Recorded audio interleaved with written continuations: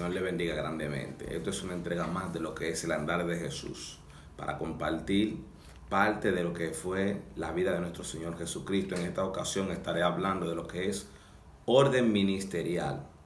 La semana pasada estuve hablando de que solo necesitas a Jesús, y estuve hablando del leproso que le pidió a Jesús en el capítulo 8 de Mateo que lo limpiara. Y Jesús le dijo: quiero ser limpio. Pero basado en la ordenanza que Cristo le dio, es que voy a hablar de orden ministerial. Y el Señor le dijo: ahora ve y muéstrate al sacerdote y presenta la ofrenda que ordenó Moisés para testimonio a ellos.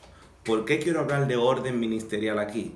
Porque Jesús, a pesar de que fue quien lo limpió, quien lo salvó, quien lo restauró y quien lo sanó, sabía que el Señor había delegado a los sacerdotes para ser la persona que confirmaran la sanidad de este hombre en el caso de un leproso, porque los leprosos eran inmundos, considerados inmundos, y entonces eran personas que estaban excluidos de la sociedad.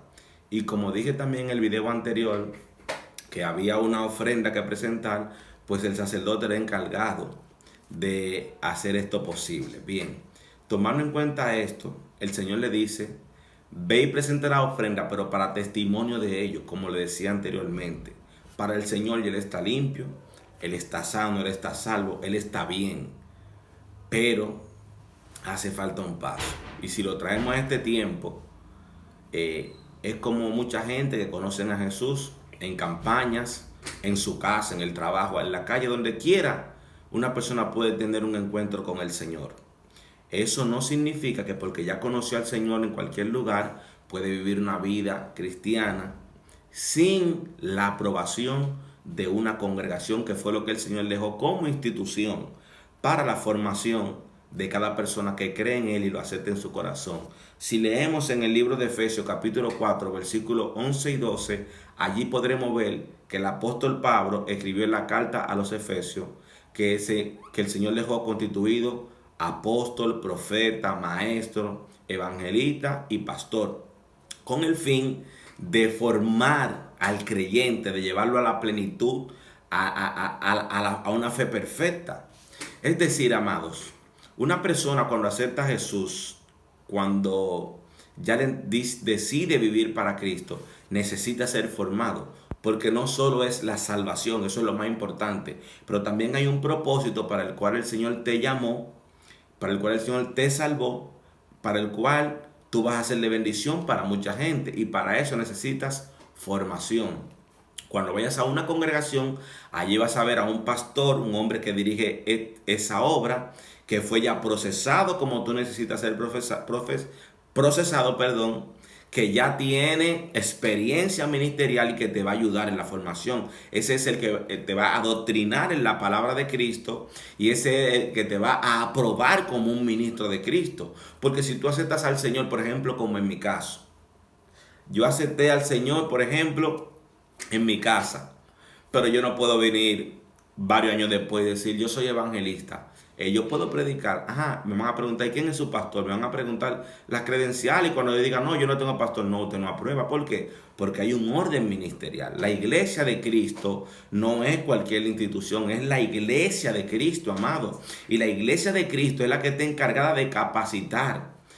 Como les seguía diciendo, cuando usted vaya a una congregación encontrará un pastor, pero también encontrará un maestro que te va a enseñar las escrituras correctamente, pero también vas a encontrar un evangelista que te va a enseñar cómo manejarte, cómo desenvolverte en la predicación con las almas, pero también habrá un profeta, que son los que alinean, también habrán apóstoles, que son la gente que también envían, son enviados, pero en fin, escuche esto. Cuando usted lee en el libro de los Hechos capítulo 13, del 1 al 3, dice que allí habían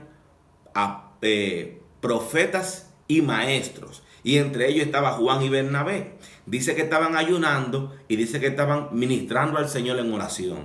¿Qué quiere decir? Esta gente estaba aquí reunidos, pero aquí estaba el apóstol Pablo y Bernabé, y dice el Espíritu Santo a los maestros y a los profetas que están allí: únjanme a Pablo y a Bernabé. Gloria a Dios. ¿Para qué? Para la obra que los he llamado. ¿Sí ven? Una capacitación. Estamos hablando del apóstol Pablo. uno de los hombres más grandes entre los apóstoles por el llamado que tuvo, el hombre que escribió gran parte del Nuevo Testamento. Y este hombre necesitó que alguien lo formara. Es decir, Pablo decía en el libro de los Gálatas que él aventajaba, en la carta a los Gálatas, que él aventajaba a su contemporáneo. Es decir, Pablo aquí afirma que él conocía de la ley más que muchos de sus contemporáneos.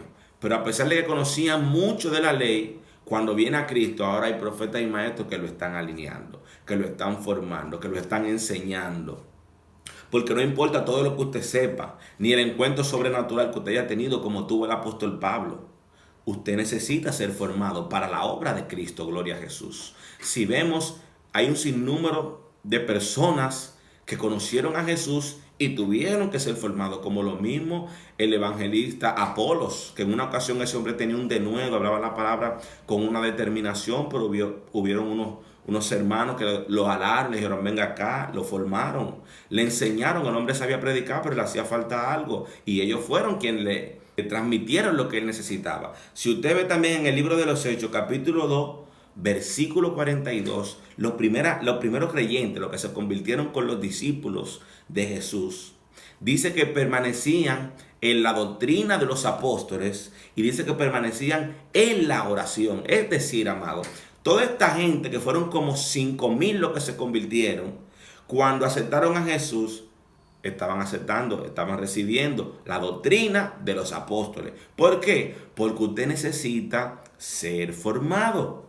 Necesita la congregación. No se deje engañar, como muchos están siendo engañados por allí, que dicen, no, yo creo en Jesús, yo no necesito una congregación, yo no creo en religión, yo creo en Jesús y ya. No, amado, es una mentira del mismo diablo.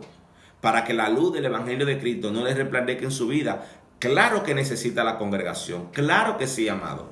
En el libro de los Hebreos, capítulo 10, 25, dice que no dejen de congregarse como algunos tienen por costumbre.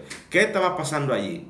Allí la gente no se estaba dejando de congregar porque estaba lloviendo, ni porque vino un familiar a la hora del culto, ni porque no quería. No, allí la gente no se estaba congregando, era porque había amenaza de muerte. Y oiga el llamado que hace el escritor a los Hebreos. No dejen de congregarse como algunos tienen por costumbre, amado. Eso quiere decir de la importancia que tiene la congregación para un creyente. Si bien se fija, amado, los primeros cristianos que aceptaron el evangelio de Cristo a través de Pedro, dice que permanecían en la doctrina de los apóstoles y en la oración. Porque, número uno, si usted no recibe doctrina, ¿cómo usted va a fortalecer la fe? ¿Cómo usted va a poder aumentar su fe? Porque la fe viene por el oír la palabra de Dios. Entonces, si usted acepta a Jesús y no recibe instrucción, su fe se va a morir. ¿Y cómo usted, si no tiene vida de oración, cómo usted va a ser fortalecido? Porque por medio de la oración, amado, usted se fortalece. Su espíritu se llena, usted se llena del Espíritu Santo a través de la oración. Gloria a Jesús. Por eso usted también va a ver en el mismo libro de los Hechos, capítulo 6, que Pedro dice, nosotros persistiremos en el ministerio de la palabra y en la oración. Si ve, necesita congregarse. En la congregación es que le van a predicar, no en su casa. En la congregación es que le van a enseñar, no es en la calle. En la congregación es que a usted lo van a formar y lo van a capacitar. Por eso el orden ministerial es importante en su vida. Y el orden que Cristo dejó fue que dejó profeta, apóstol, maestro, evangelista y pastor, para que usted sea formado y pueda, aleluya, permanecer hasta que Cristo venga o hasta que usted vaya a Él. Necesita congregarse. No se deje engañar. El orden ministerial de Cristo es que dejó una iglesia fundamentada para que usted y yo seamos formados. Gloria a Jesús. Si bien, mis amados, cuando Cristo le dice a este hombre que vaya donde el sacerdote, en ese tiempo la iglesia no estaba instituida todavía. Pero cuando Cristo va a la cruz, da su vida en la cruz del Calvario y perdona todo nuestro pecado en la cruz, comienza la iglesia. ¿Dónde nace la iglesia? En el día de Pentecostés. Allí nació la iglesia, en Jerusalén, cuando vino el Espíritu Santo sobre los creyentes, y ahí empieza la iglesia. A partir de ahí se establece el orden, donde por eso usted ve que todos los creyentes empezaron a congregarse, y dice que estaban unánimes, y dice que estaban en plena comunión los unos con los otros, y partían el pan juntos. Es decir, amado, una vez usted se convierte a Cristo, si usted antes bebía, usted no va a poder estar juntándose en un colmadón con los amigos otra vez, porque entonces va a volver para atrás. Usted no lo va a tener a ellos por enemigos, pero ya ellos no son parte de su convivir, porque si usted antes bebía y ahora se junta en el colmado igualito con los amigos que están bebiendo, usted se va a devolver. Porque ahora que usted tomó la decisión de aceptar a Cristo, la vida de alcoholismo, de adicción a las drogas, la vida de tener 3, 4 parejas, ya aquí no funciona. Para eso está la formación, para eso están los líderes en las iglesias. Que cuando usted llega a una iglesia y se tope con un pastor que ha tenido una sola esposa, que los ancianos que ayudan al pastor, una sola esposa o un solo esposo, dependiendo del sexo. Cuando usted comience a ver que allí la gente tiene una vida diferente a la que uno tiene en el mundo, usted va a ser formado, su mente va a ser transformada.